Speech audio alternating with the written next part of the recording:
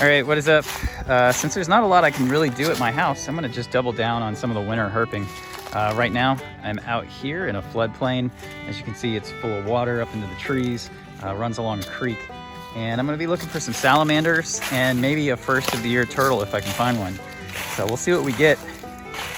This place is really good for marbled salamanders and also spotted salamanders. So we'll see if they show up. All right, so just rolled this log over and was able to find a really perfect example of a marbled salamander. These guys have that really cool black and white pattern and are part of the Ambystoma group of salamanders, also known as mole salamanders because they love to be underground.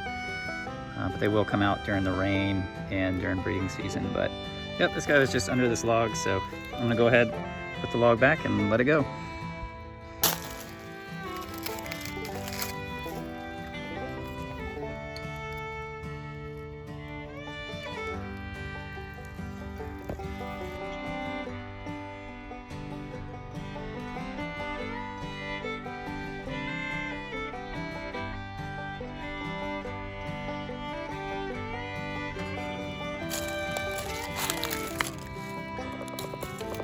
There it goes, back under its log. Cool, spotted salamander. Well, I had a flip clip of that spotted salamander where I flipped the log and he was under there, and I don't know where that clip went. Sorry, guys.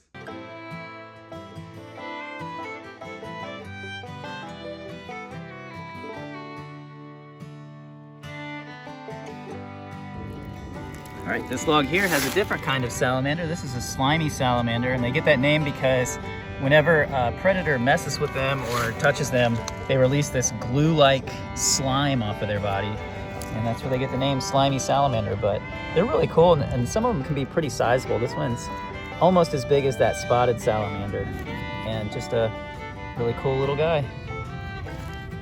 Oh, there he goes. He's got a little hole. See ya.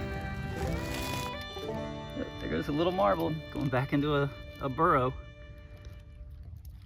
Not any others under here, but that one has a little burrow it's going up into.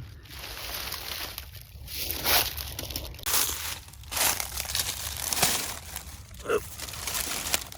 Nope, nothing. Let's try this one.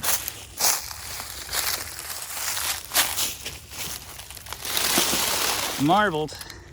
And marbled over here. Got two nice ones. Might even be something under these leaves, but definitely a nice marbled salamander here. And another one over here, much smaller. So two good looking marbled salamanders under one log.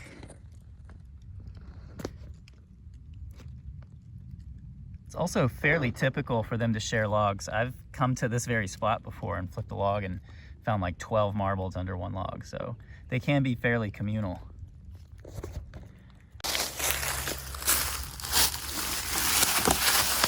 Another marble.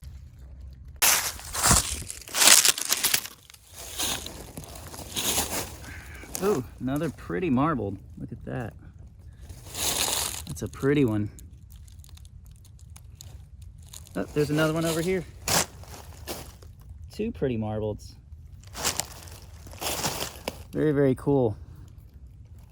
Let's put their log back. Put you here, you here. All right, boom. Back under their log. All right, here's the next herp of the day. Let's see if I can scare him over to this side. Ah, it's a little green anole. Where'd he go? There it is. All the way down there. Just a green anole, getting the bask. It's about sunny and 60 degrees, so this guy was just taking advantage of that. You can see he's got a little hole down at the bottom here. That's probably where he overwinters. I don't want to chase him all the way down into it, but cool to see. Another creature we got to see today. Yeah, brother. It's a bad angle for filming.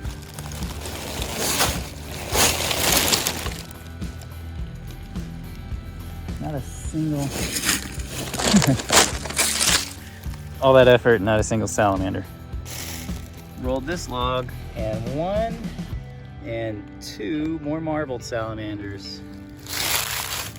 All right, so the search for a spotted salamander continues, and we'll see if we can find another one. And 2 more marbled salamanders. At this point, I'm not really filming the flips that much anymore. I'm making my way over to the creek, but at everything that I do flip, I do seem to find more marbled salamanders. So these guys are abundant, at least in this area, and that's pretty cool.